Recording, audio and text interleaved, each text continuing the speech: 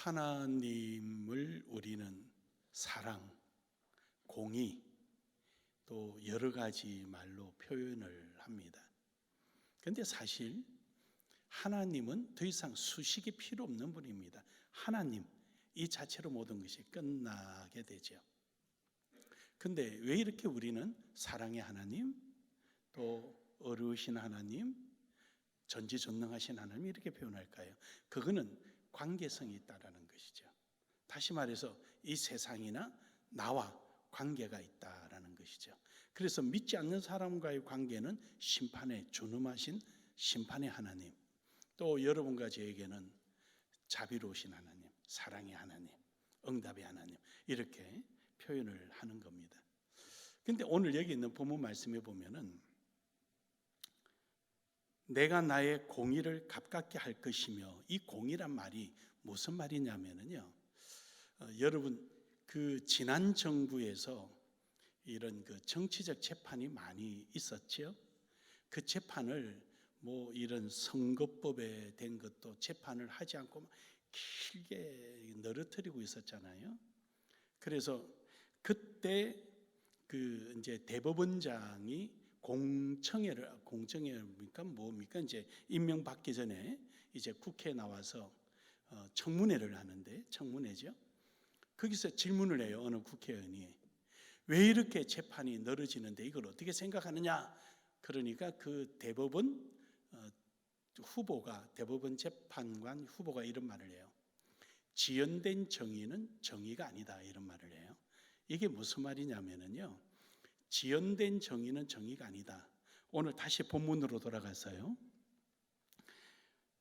내가 나의 공의를 가깝게 한다. 공의, 이 공의가 무슨 말이냐면은 바꿔 말하면 성실입니다. 그러니까 지연된 정의는 정의가 아니다. 지연이란 말은 무슨 말이냐면은 성실되게 하지 못한 재판은 재판으로서의 가치가 없다, 그 말입니다. 성실하게. 그러니까 재판이라는 것은 문제가 생기면은 빨리 기일 내에 판사는 성실하게 판결을 내려서 옳고 그름을 통하여서 사회에 올바른 질서를 잡아줘야 되는데, 이것이 막 늘어지게 되면은 아무리 뒤에 옳은 판결을 해도 그것은 정의가 될 수 없다라는 것입니다. 그럼 왜 여기서 공의라는 말을 쓰지 않고 성실이라고 쓰지 왜 그랬겠느냐라는 것은 유대인들의, 히브리인들의 표현법 때문에 그렇습니다. 어떤 표현이냐면은 유대인들은 하나님을 지극히 높입니다. 예를 들어서 펜을 쓰다가 여호와라는 글씨를 쓰게 되면은 가서 목욕을 하고 새로운 펜으로 여호와를 쓰고, 이 펜은 두 번 다시 쓰지 않습니다.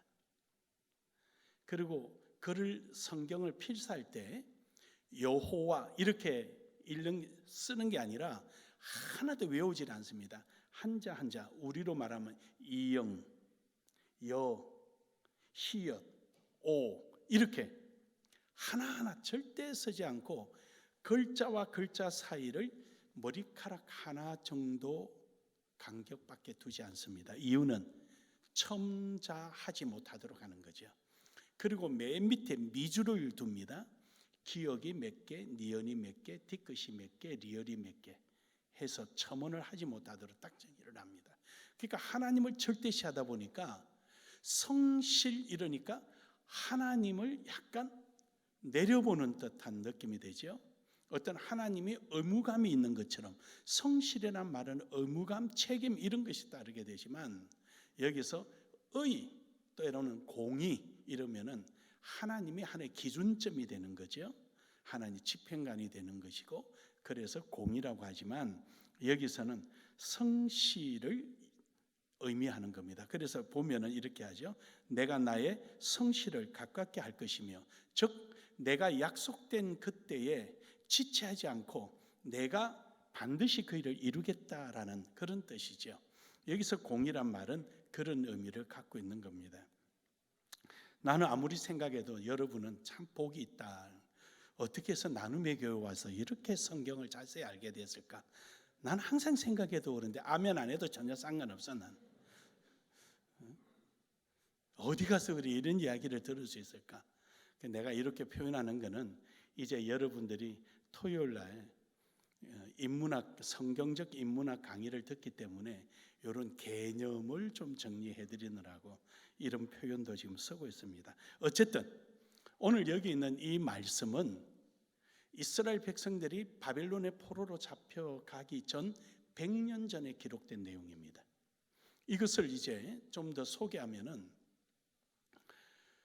이스라엘이 그 남북으로 나눠지죠. 솔로몬이 죽고 난 다음에 솔로몬의 아들 이스라엘이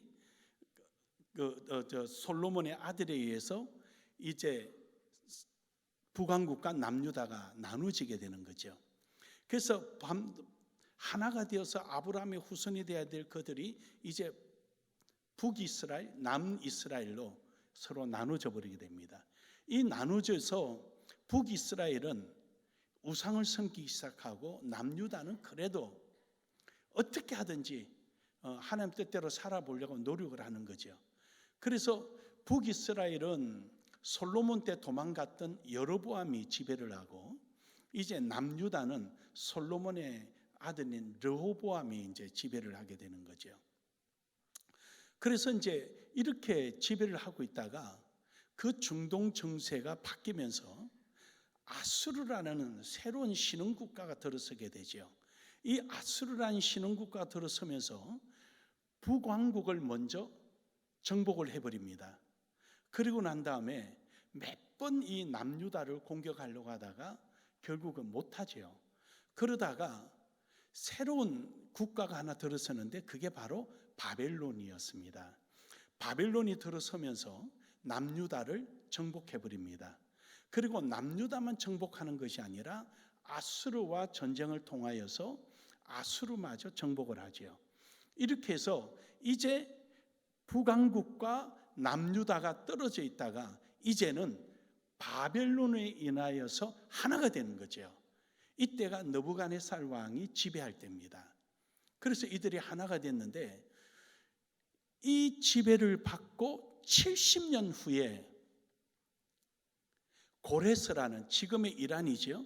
이 고레스라는 또 새로운 하나의 지도자가 나서서 이 바벨론을 정복하고, 즉 170년 만에 이사야서 100년 기록되고요, 70년 포로 생활하고요, 그러나서 고레스가 들어오죠.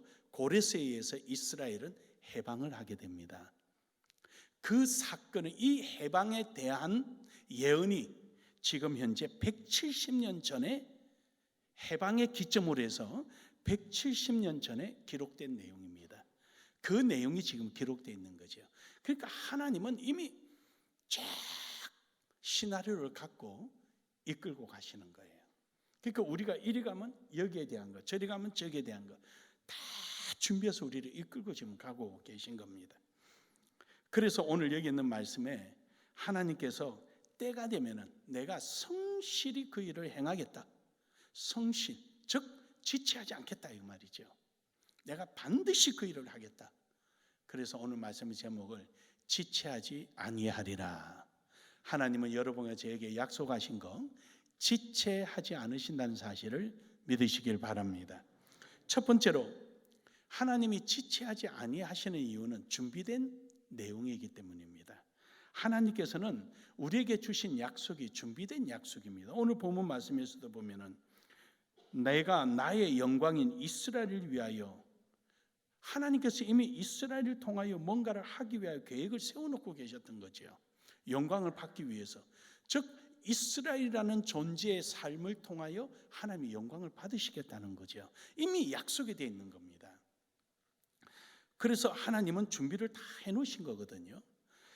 이사야 45장 1절에서 2절에 보면은요, 여호와께서 그의 기름을 부음받은 고레스에게, 여러분 고레스는 이때 태어나지도 않을 때입니다. 고레스가 그 군대를 이끌고 바벨론에 쳐들어왔을 때 그때는 170년 전의 문제거든요. 그래서 고레스라는 인물은 상상도 하기 전에 있었던 내용인데, 하나님께서는 나의 기름 받은 고레스에게, 기름 받았다는 것은 왕, 제사장 이런 의미죠. 그래서 이같이 말씀하시되 내가 그의 오른손을 붙들고 그 앞에 열국을 항복하게 하며 내가 왕들의 허리를 풀어 그 앞에 문들을 열고 성문을 닫지 못하게 하리라. 그러니까 지금 어딘가를 공격하는데 공격의 대상이 굉장히 난공불락 같은 그런 곳이다라는 것이죠. 그런데 저기서 2절에 보면 이러죠. 내가 너보다 앞서가서 즉 고레스보다 앞서가서 그 일을 다 해놓고 고레스는 뒤따라와서 그 나라 접수만 한다는 것이죠. 왜 이렇게 이루어졌냐면요, 다니엘서 5장 22절에서 23절에 보면은 느부갓네살 왕이, 바벨론 왕이 이제 모든 것을 그 중동 지역을 전부 다 통치하게 된 거죠. 전부 다 정복을 했죠.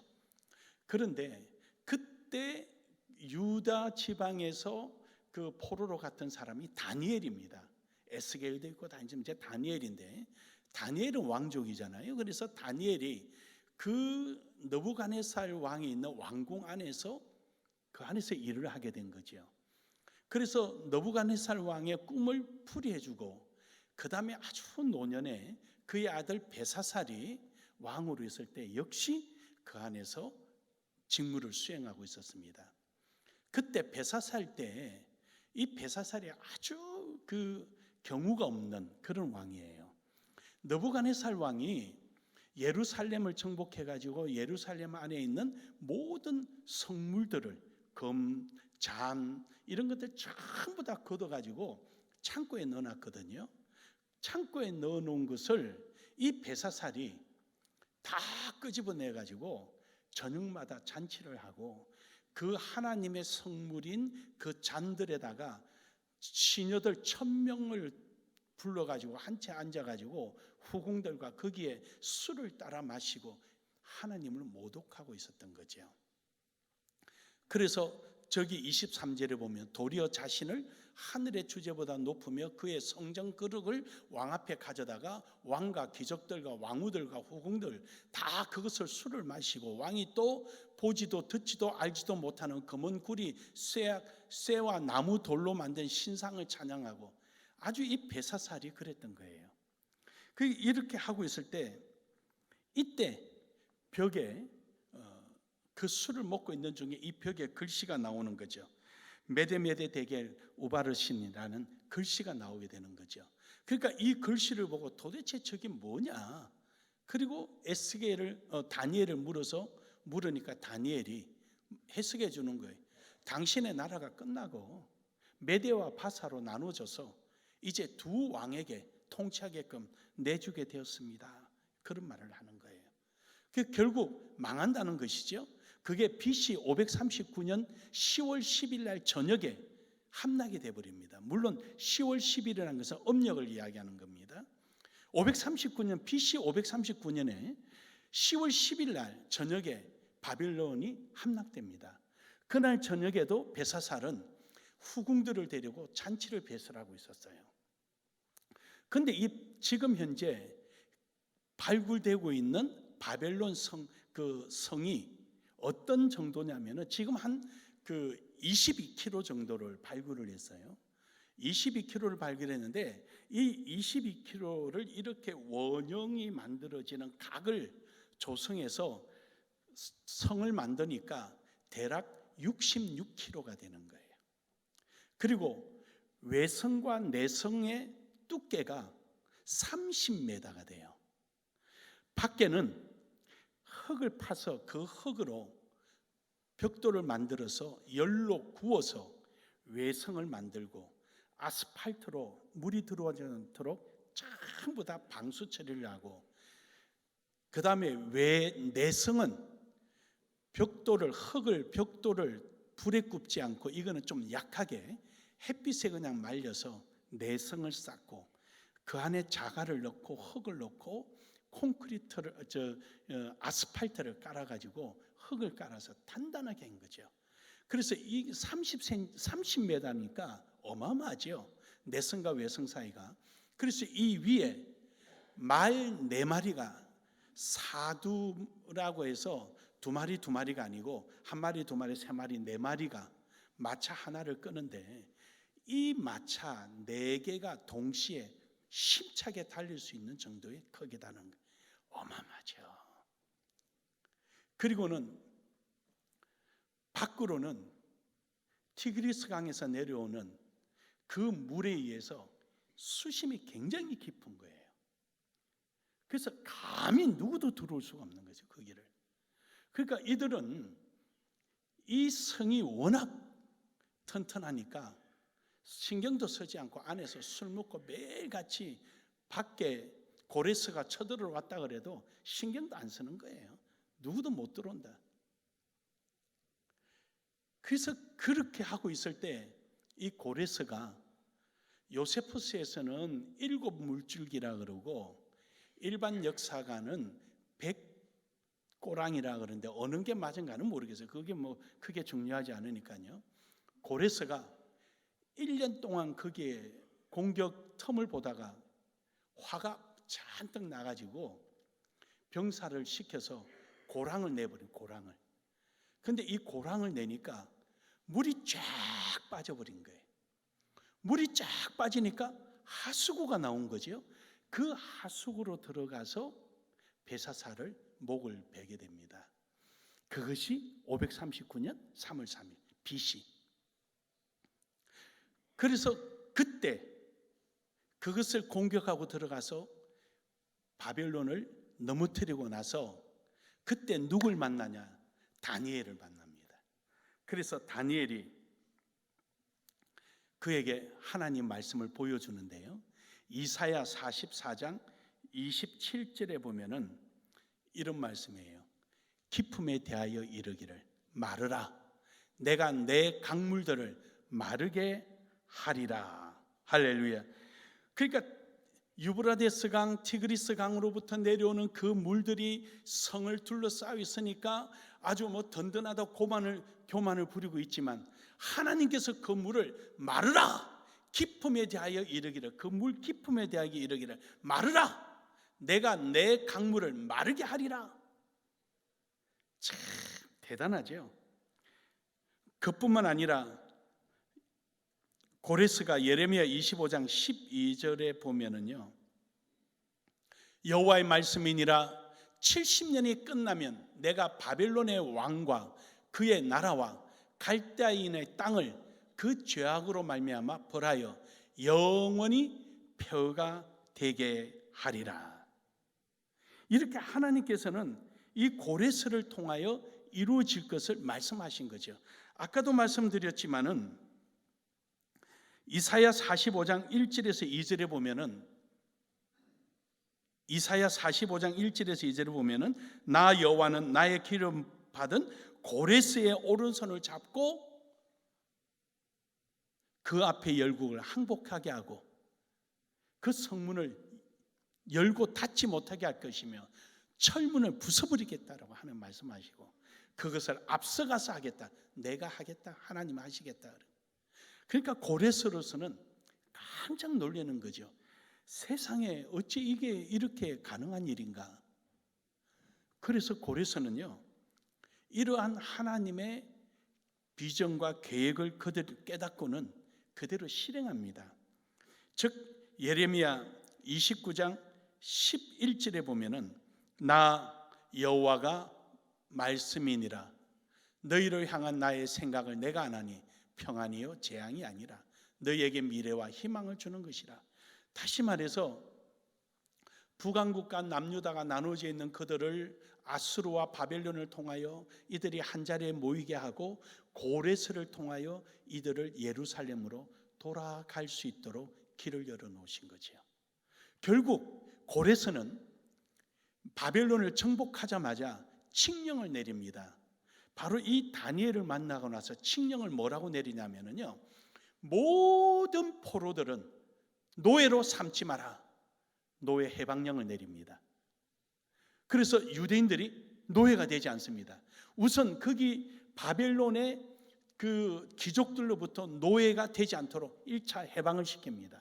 두 번째는 유대인들은 전부 다 예루살렘으로 돌아가서 성전을 중축해라, 중건하라라고 명령을 내립니다. 세 번째, 이스라엘 백성 유대인에 대해서는 세금이 일체 면제다.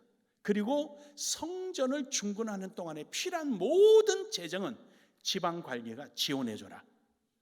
놀랍죠. 그래서 이스라엘은 해방이 되는 것입니다.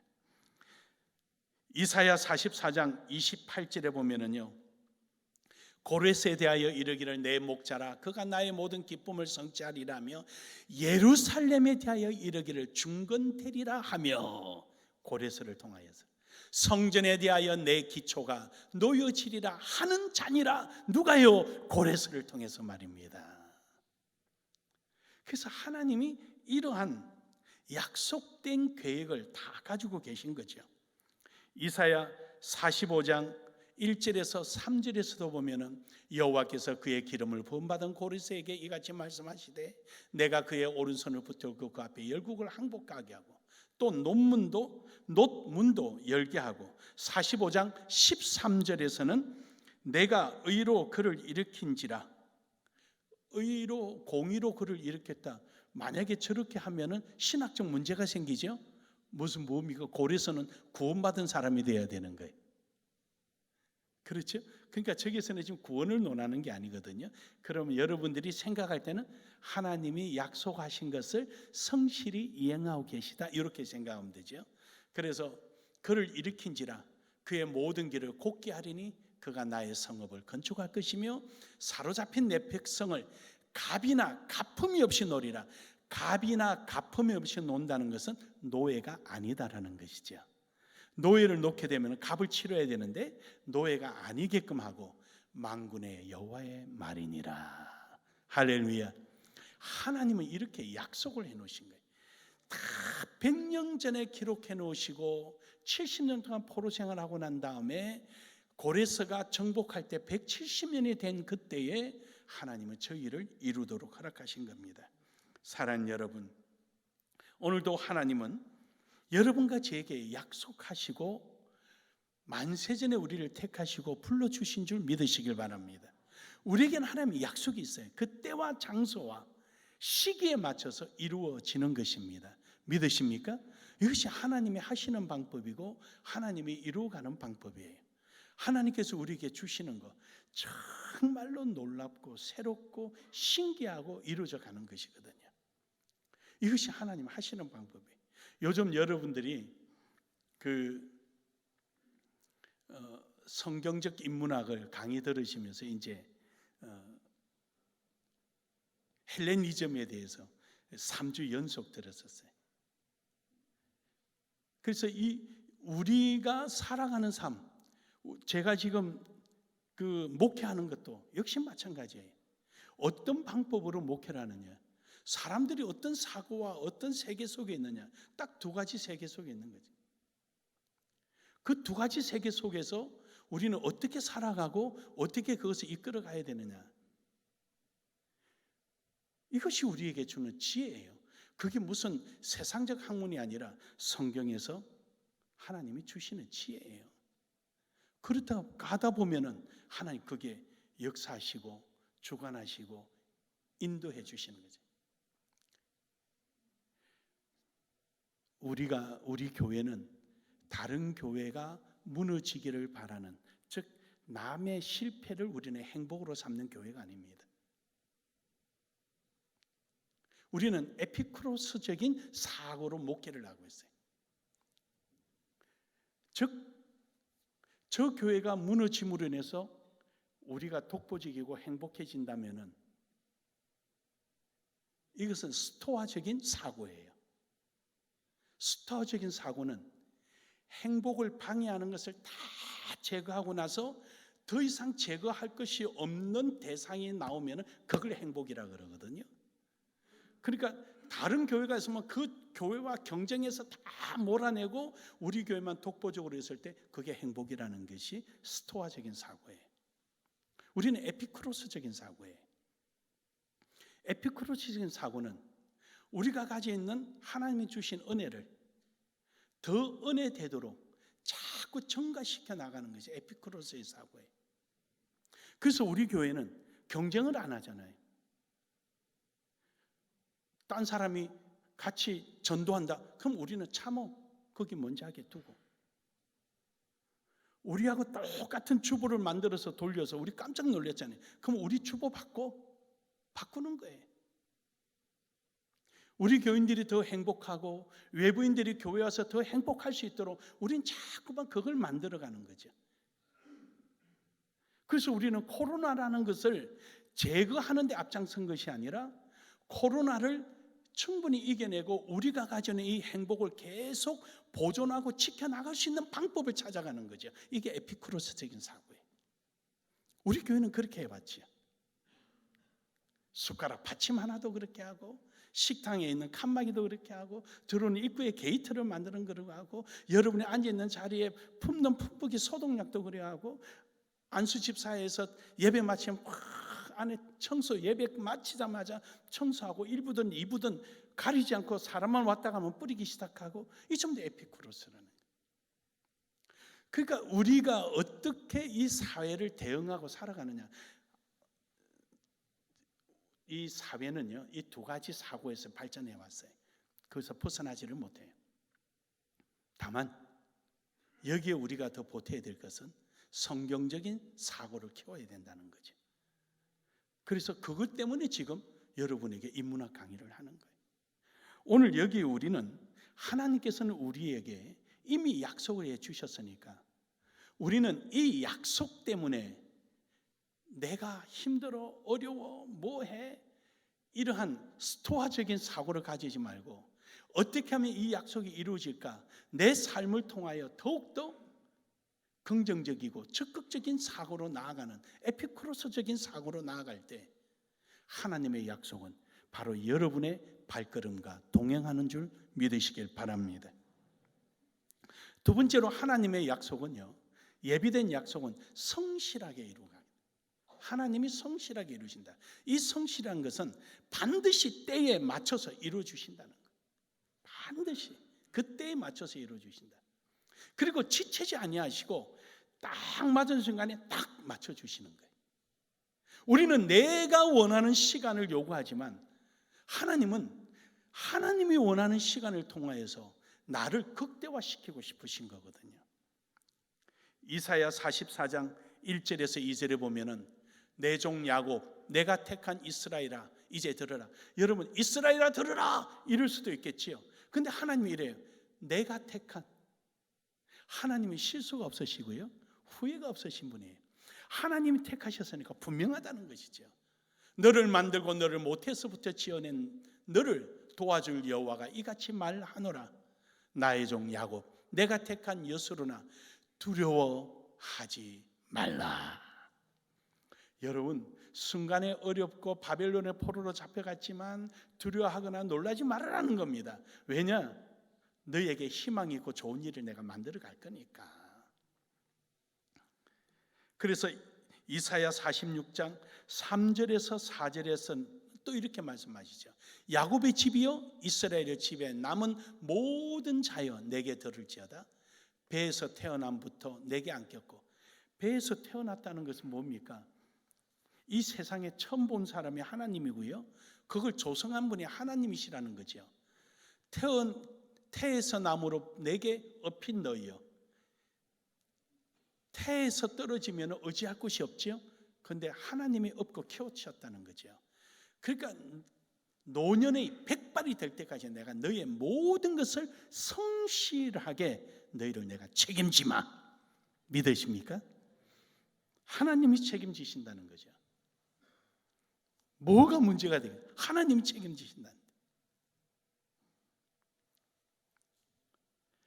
시편 22편 31절에 보면은요, 와서 그의 공의를 태어날 백성에게 전함이요. 그러니까 그의 공의, 즉 하나님의 성실하심을 태어날 백성들에게도 전한다. 왜요? 믿어라. 하나님을 의지해라. 하나님은 반드시 이렇게 하신다. 우리에게도 하신 것처럼 너에게도 하신다. 그래서 주께서 이를 행하셨다 할 것이로다. 그러니까 여러분이 지금 저 공의를 성실로 바꿔서 이해하니까 뒤에 오는 문장하고 이렇게 연결이 잘 되죠? 잘 받아들이죠? 난 아무리 생각해도 여러분들은 참 복 있는 사람이에요. 어쩌다가 나눔의 교회 오셔가지고 나는 생각만 해도 신기해 죽겠어요, 여러분. 잠언서 12장 28절에 보면은 의로운 길에 생명이 있나니 그 길에는 사망이 없느니라. 하나님의 약속하시고 하나님의 계획하신 자리에 생명이 있지 그 외에는 없다. 사랑하는 여러분, 이처럼 우리는 성실하신 하나님께 믿음을 갖고 나아가기를 주의 이름으로 축복합니다. 마지막 세 번째로는 믿음으로 반응하자라는 거죠. 우리는 하나님의 일한 성실하심, 하나님이 예비된 약속, 여기에 대해서 우리는 믿음으로 나가자. 믿음으로. 창세기 15장 6절에 보면은 아브라함이 여호와를 믿으니 여호와께서 이를 그의 의로 여기시고, 믿음이 그를 의로, 저 의라는 말은요 관계를 맺다라는, 관계를 맺다. 그러니까 아브라함하고 하나님하고는 전혀 관계가 형성되지 못했는데 아브라함이 믿음을 딱 가지니까 하나님하고 접속이 되어버린 거예요. 믿으십니까? 그래서 하나님의 약속이 그에게 다 임하고 하나님의 성실하신 능력이 그의 삶을 주관하시는 거예요. 믿으시면 아멘 합시다. 우리도 믿음으로 하나님과의 관계가 설정되어야 되는 거죠. 그래서 이 믿음이라는 것은 순종, 내 생명까지도 다 하나님 앞에 맡기며 순종하겠다는 거예요. 그럼 하나님께서는 더 좋은 것으로, 더 놀라운 것으로, 더 새로운 것으로 응답해 주시는 거죠. 느헤미야 9장 8절에 보면은요 이렇게 표현해요. 그러면 그 믿음의 성격이 뭐냐라는, 믿음의 성격이 뭐냐? 여기서 말씀하신 거. 자, 한번 같이 읽겠습니다. 시작. 아멘. 자, 가만히 있어 봐요. 한 번 더 시작. 아멘. 그 믿음의 모습이 뭐냐? 목숨도 내놓는 충성심이에요. 그래서 가자 그러면 가고, 서라면 서고, 내놔라면 내놓고, 네 아들 내놔 그러니까 내놓고, 가자 그러니까 가죠. 이게 충성이에요. 그랬더니 하나님께서 관계가 형성되죠. 그와 더불어 언약을 세우사. 할렐루야.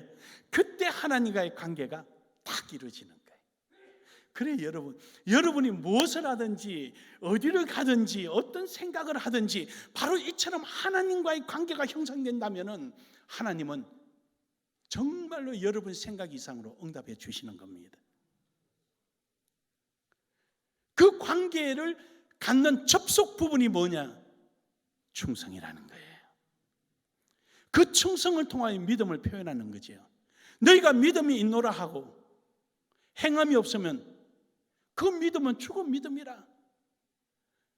충성으로 행하여 나타낼 때 그때 비로소 믿음을 나타내는 것입니다.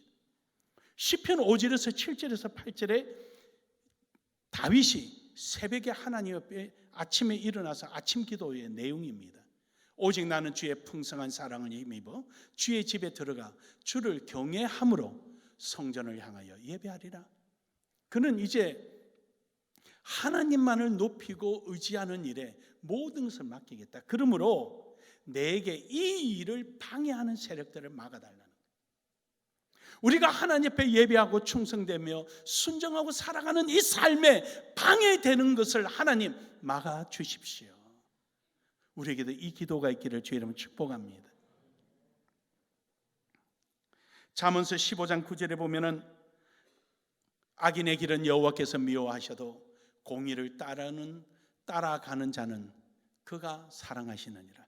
하나님의 성실하심에 대해서 믿음으로 따라가는 사람, 하나님의 약속에 대해서 믿고 따라가는 사람에 대해서는 하나님은 사랑하신다. 로마서 4장 18절에 보면은 아브라함은 바랄 수 없는 중에 바라고 믿었으니 이는 내 후손이 이 같으리니 하신 말씀대로 많은 민족의 조상이 되게 하려 하심이라. 바랄 수 없는 것, 즉 아브라함으로는 상상도 할 수 없고 듣고 안 듣고는 그거는 고사하고 이랬으면 좋겠다라는 상상조차도 할 수 없는 전혀 별개의 세계의 사건이 하나님을 통하여 나타난 거예요. 저는 여러분이 상상도 못할 하나님의 은혜가 여러분의 삶 위에 있기를 주의 이름으로 축복합니다. 축복합니다. 요한복음 14장 1절에 보면은 그래서 근심하지 말라, 염려하지 말라, 하나님을 믿으니 또 나를 믿으라. 고린도후서 13장 5절에 보면은 확산하라, 확신. 너희 믿음이 있는지 없는지 너를 실험해봐라. 실험은 뭐예요? 행동으로 보여주는 거죠. 그래서 우리는 하나님 말씀이 있으면은 믿고 행동으로 나아가는 거예요. 하다 보면은 이루어지고 또 하나님께서 기뻐하시고 절대로 여러분을 실망시키지 않습니다. 오늘이 여러분의 인생이 끝납니까? 천만에요. 하나님은 끝까지 여러분을 지키시고 보호해 주십니다. 하나님께서 주시는 은혜는 이루 말할 수 없이 큽니다. 이사야 7장 14절에 보면은요, 그러므로 주께서 친히 징조를 너에게 주실 것이라. 보라, 처녀가 잉태하리니 아들을 낳을 것이요 그의 이름을 임마누엘이라라. 처녀가 아들 낳는 것도 기적인데 임마누엘, 우리와 함께하게 해주시겠다. 사랑하는 여러분, 마태복음 1장 23절에서도 그것이 확인되었지요. 마리아의 몸에서, 처녀의 몸에서 예수 그리스도가 출생하고 이름을 예수, 우리의 임마누엘이라 하라. 오늘 여러분의 삶 속에 예수 그리스도가 임마누엘, 여러분이 예수 그리스도와 함께하는, 여러분 속에 예수가 역사하신다면 우리는 믿음으로 나아가기를 주의 이름으로 축복합니다. 그래서 마태복음 25장 13절에 깨어있어라, 깨어있어라. 여러분 잠자다가 일어나서 100m 달리면 가다가 대여섯 번은 넘어질 거예요. 대여섯 번은 넘어질 거예요. 근데 깨어있다 달리면은요, 늦을지언정 넘어지지는 않을 거예요. 100m 정도 가지고. 깨어있으라는 거예요. 하나님은 너의 생각과 너의 모든 소망과 너의 모든 것들이 깨어있어서 주님이 어느 때 오실지 모르니까 너는 준비하고 있으라. 누가복음 12장 40절에 그러므로 너희가 준비하고 있으라. 생각지 않을 때 인자가 오리라. 지난날에 이스라엘 백성들이 바벨론의 포로로 가 있을 때 하나님은 고레스라는 알지 못하는 어느 한 왕을 세우셔서 그로 하여금 이스라엘을 회복시켰다면 이제는 우리에게 예비된 약속, 바로 임마누엘 되신 예수 그리스도를 2000년 전에 이 땅에 오게 하셔서 그 예수가 다시 우리에게 오실 것을 믿으시길 바랍니다. 그날을 우리는 준비하는 것입니다. 그래서 깨어있어야 되는 것입니다. 그래서 우리가 믿음으로 살아가는 것입니다. 요한계시록 22장 7절에 보면은 보라, 내가 속히 오리니 이 두루마리의 예언의 말씀을 지키는 자는 뭡니까? 뭡니까? 하나님의 약속의 말씀대로 성실히 행하시겠다라고 우리에게 약속해 주신 그 말씀을 우리가 믿고 행할 때 그때 우리에게는 복이 있다. 어떤 복이요? 요한계시록 22장 12절에 보니까 각 사람에게 행한 대로 복을 주리라. 두 가지 복이죠. 하나는 우리의 영생의 복, 그건 우리 다 받았잖아요. 그러나 하나님께서 우리에게 주신 모든 것을 믿음을 통하여서 이제 행한 대로 주시는 복이 있는데 상급입니다. 천국에서 최고 좋은 상급이 뭔지는 잘 모르겠어요. 그러나 제 바람은 또 그럴 것 같다라는 왠지 좋은 생각이, 그 제일 좋은 복이 나눔의 교인들에게 주지 않을까. 아멘 소리 안 하는 사람은 되게 떨리는 소리예요. 양심이 가책이 된 거예요 지금. 나는 우리 나눔의 교회가 다 받기를 주의 이름으로 축복합니다. 축복합니다. 우리 서로 한번 인사합시다. 그렇게 됩시다. 그렇게 됩시다.